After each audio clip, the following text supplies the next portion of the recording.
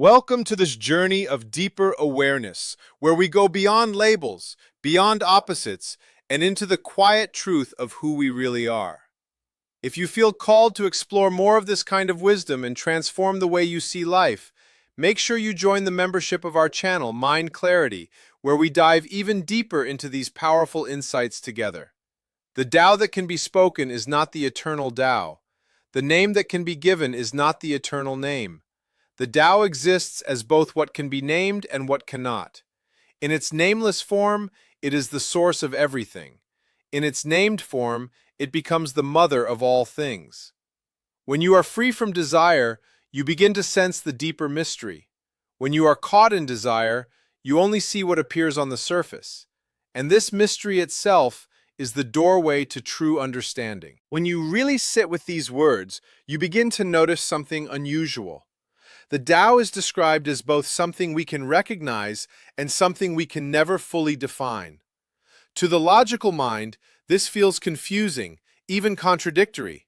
But that is exactly the point. In many Eastern philosophies, opposites are not enemies, they exist together, like two sides of the same truth. Where we are used to thinking in terms of either slash or, this teaching invites us to hold both at once. The Tao is described as something beyond sight, beyond explanation, and yet it is also present within everything we see. It is the invisible force behind all life, while at the same time being expressed through every form in the world. The moment we try to explain it, we reduce it. We turn something limitless into something small and defined. That is why Lao Tzu encourages us to stop trying so hard to figure it out. The more we chase the mystery, the more it slips away. But when we relax and allow, something deeper begins to reveal itself. It's not something you see with your eyes, it's something you feel, something you sense. One way to understand this is by looking at the difference between wanting and allowing. Wanting is active, effortful. It's the part of you that tries, pushes, and plans. Allowing, on the other hand, is quiet. It trusts. It lets things unfold. At first, these two seem completely opposite, but they are actually connected. Wanting often prepares the ground, while allowing lets the result come through. It's like planting a seed. You desire the result. You want the flowers or the fruit.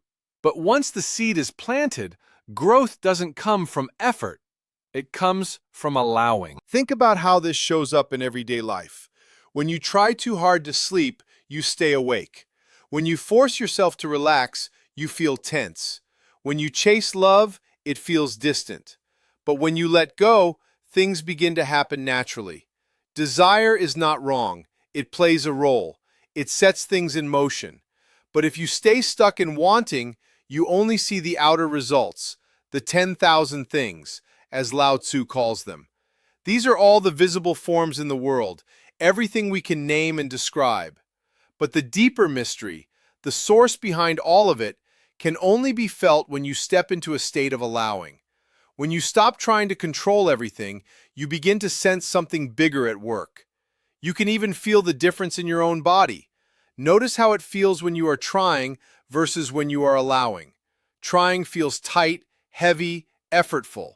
Allowing feels open, light, and natural. This shows up in simple skills too. When you first learn to ride a bike, you are focused, tense, trying to get it right. But once you learn, you don't try anymore. You just ride. The same thing happens with driving, playing music, or any skill. There comes a point where effort fades and flow takes over. Life works in a similar way. Everything we see around us, the world of forms, names, and categories, helps us communicate and understand things on a surface level. But no matter how advanced we become, there are limits. We can describe a human body in detail, but we cannot create life itself from nothing. We can name things, but we cannot fully explain their origin. That origin is the mystery. It is the Tao. And that same mystery exists within you. You are not just your physical body. You are also the invisible force that gives it life, the awareness that sees, hears, speaks, and experiences. To live in alignment with the Tao doesn't mean you stop living your life or put yourself in danger or avoid action. It doesn't mean you never try to improve things. It simply means you learn when to act and when to allow. You begin to trust that not everything needs to be controlled. It becomes a practice, a way of being. You start to enjoy not knowing everything. You let situations unfold without constantly trying to force outcomes. In relationships, instead of overanalyzing or trying to make things work, you allow space. You trust that things are moving in their own timing. When things don't go the way you expected, instead of resisting, you pause. You observe. You accept the moment as it is, without immediately trying to change it. You begin to notice how many of your desires are based on how you think life should look, rather than how it actually is right now. So you become more aware, less judgmental, you listen more, you observe more, you stay open to the uncertainty instead of fighting it. And slowly, something shifts. You stop labeling everything so quickly. You stop needing to define every experience. You realize that not everything needs a name to be understood. This is what it means to live in the mystery. Not as something distant or abstract, but as something present in every moment. Something you don't chase, but something you allow. And in that allowing, understanding begins to unfold, naturally, quietly, and deeply. From a very young age, we're trained to label everything. In school, success often means how well you can identify, categorize, and memorize information. Grades become proof that we understand the world through definitions and distinctions. We're taught to separate, name, and organize reality into neat boxes. But deep down, we already know something important. No label truly defines who we are. A title, a degree, or a name doesn't capture the essence of a person. In the same way, the word water is not the actual experience of water. Whether you call it water, agua, vapor, or even H2O, the name is never the thing itself. This applies to everything in existence. No matter how detailed our classifications become, they never fully describe the reality behind them. This is what the Tao points toward, the idea that anything we can name is not the ultimate truth. The real essence of life goes far beyond words and categories. Instead of constantly trying to define and label everything, we are invited to simply experience it, to feel it, to be present with it. So rather than always analyzing and memorizing, there's value in stepping back and appreciating the raw experience of life as it unfolds. Seeing things not just through the mind, but through awareness itself. Try something simple today. Notice a moment when you feel irritated or uncomfortable with someone or something. Instead of reacting the usual way, pause. Turn your attention inward. Become curious about what's happening inside you. Ask yourself, am I trying to control this moment, or am I allowing it? There's a subtle space between wanting something to change and letting it be exactly as it is. In that moment of irritation, you might feel both at once. You may want the feeling to disappear, while also sensing the possibility of just allowing it to exist. Instead of pushing it away, observe it. Feel where it shows up in your body. Maybe it's a tightness in your chest, a knot in your stomach, tension in your shoulders, or a heaviness in your throat. Let it be there without judgment. Don't label it as good or bad. Just notice it. Treat that feeling like a message, not a problem. Watch how it moves, how it shifts, how it expresses itself. At the same time, notice the part of you that wants it gone. That desire is also there. And instead of choosing one over the other, allow both. This is where something deeper begins to open up. When you stop resisting and start observing, you step into the mystery within yourself. You're no longer trying to fix or explain everything. You're simply present with it. At first, this can feel unfamiliar. It's a very subtle shift, and it takes awareness. No one else can do this for you. You are the one who creates the space within yourself for this experience to unfold. And in that space, something changes. Now consider another idea. Think about how we define things in terms of opposites. We call something beautiful only because we believe something else is ugly.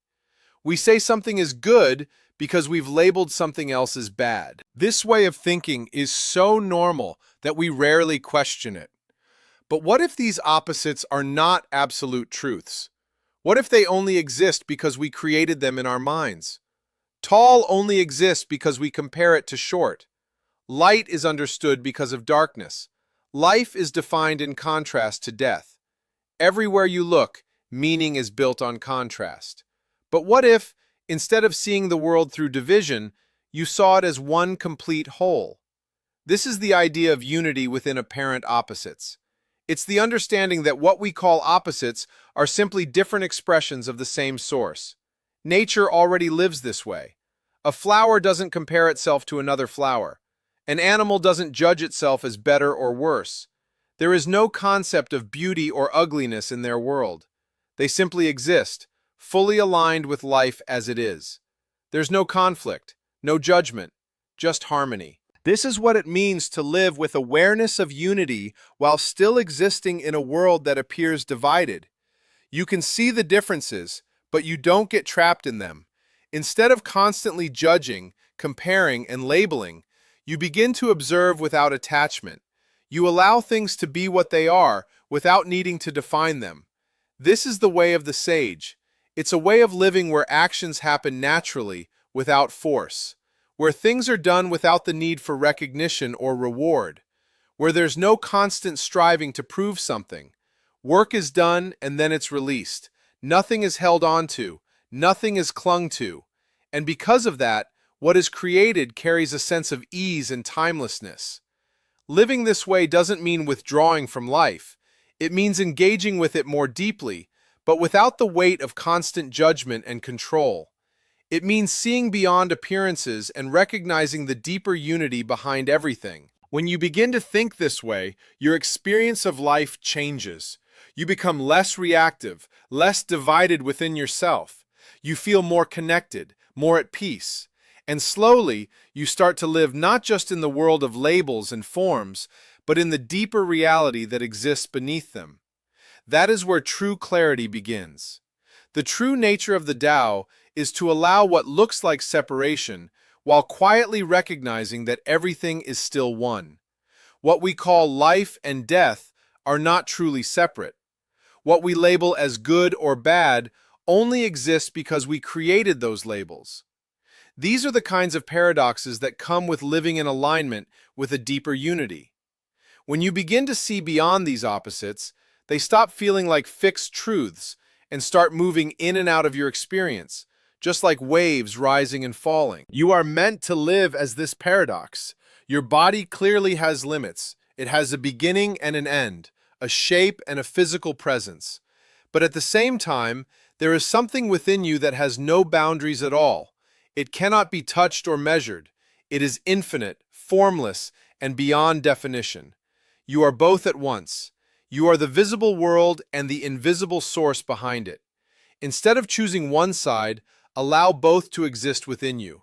Let opposing ideas sit together without needing to cancel each other out. You can believe in your ability to make choices and shape your life, while also surrendering to something greater moving through you. You can recognize what the world calls good and bad, yet understand that both are simply parts of a larger whole. When you live this way, something begins to shift inside you. The constant need to prove that you are right, or to show that someone else is wrong, starts to fade. There is less tension, less conflict. You begin to move through life with more ease. If these teachings were applied to modern life, the message would be simple: live as one. Be aware of how quickly the mind divides everything into categories like right or wrong, beautiful or ugly, success or failure. These divisions are created by thought, not by reality itself. Try seeing people as they are, without immediately judging or labeling them. Notice how often criticism arises and question whether it is really necessary. Instead, look deeper. Recognize that the same life force moving through you is also present in everyone else. When you see this clearly, a sense of peace naturally follows. Imagine living like an animal in nature, completely free from judgment. Picture an otter simply moving through water, playing, resting, living. It doesn't think about whether it is doing well or failing. It doesn't compare itself to anything else. It just exists fully in the moment. You can live like that too. When your time in this physical body comes to an end, you return to that same infinite mystery you came from. But the truth is, you don't have to wait until then to experience it. You can be aware of your deeper, timeless nature even while living in this world. Whenever judgment or division appears in your mind, don't fight it. Let it be there, but don't get lost in it. Remember the underlying unity that holds everything together. Even when others are caught in arguments or opposites, you can remain connected to that sense of wholeness. Another way to live this teaching is to do more by forcing less. Effort has its place, but so does effortlessness. When you bring these two together, your actions become natural and smooth, without strain or pressure. Think of it like dancing. You take a step, you follow the rhythm, and at the same time, you let go. You're not forcing every movement, you're allowing it. There's both intention and surrender happening together. In the same way, you can act in the world without being attached to results. You can do what needs to be done without constantly measuring whether it's good enough or not. The moment you complete something, you release it. Even the idea of trying is built on comparison. It only exists because we believe there is such a thing as not trying. But once something is done, those ideas disappear. There is only the action itself. When you understand this, you no longer need to judge your actions as strong effort or weak effort. You simply act. You can even compete in life without being consumed by the outcome. When opposites are no longer treated as separate, they naturally come together. There is no need to cling to one side or reject the other. Everything becomes part of the same flow. If this teaching had to be reduced to something simple, it would be this: just be. Practice this today in a real moment. Notice when you feel the urge to explain yourself, defend your actions, or prove your point. Instead of reacting immediately, pause. Turn your attention inward. Feel what it's like to be misunderstood without rushing to fix it. Let that sensation move through your body. Stay with it, without trying to escape it by explaining or arguing. Don't get pulled into the need to be right or the fear of being wrong. Stay present with what is happening inside you. And then quietly acknowledge yourself for choosing awareness over reaction, for choosing unity over division. In that moment, you are living in alignment with something deeper, and that is the practice. What this way of seeing really points to is a shift in how you relate to everything, not just an idea to think about. It's not asking you to deny differences in the world, but to stop treating them as absolute. The mind naturally splits things into categories because it's trying to make sense of experience. That's useful for practical life, but it becomes limiting when you forget that those divisions are temporary and incomplete. When you start to notice this more deeply, you realize how much tension comes from constantly choosing sides. You feel pressure to be right, to succeed, to be seen in a certain way. That pressure is created by the belief that one side is better than the other. But if both sides are part of the same whole, then the struggle begins to soften. You don't lose your ability to act, you just stop acting from fear or insecurity. This doesn't mean becoming passive or indifferent. It actually allows you to respond more clearly because you're not clouded by inner conflict. You can make decisions, take action, and even stand firm when needed, but without the emotional weight of needing to prove something. There's a quiet confidence that comes from being rooted in something deeper than opinions. Over time, you may notice that your reactions slow down. There's a small space between what happens and how you respond. In that space, you have freedom. You can choose to follow your usual patterns, or you can simply observe them without acting on them. That observation itself begins to change things. There's also a deeper trust that starts to develop.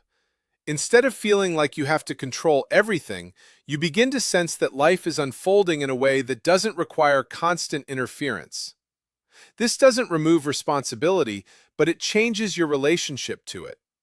You still do what needs to be done, but you're not carrying the burden of trying to control every outcome. The Tao is not something to be understood, but something to be lived, quietly, effortlessly, and without resistance.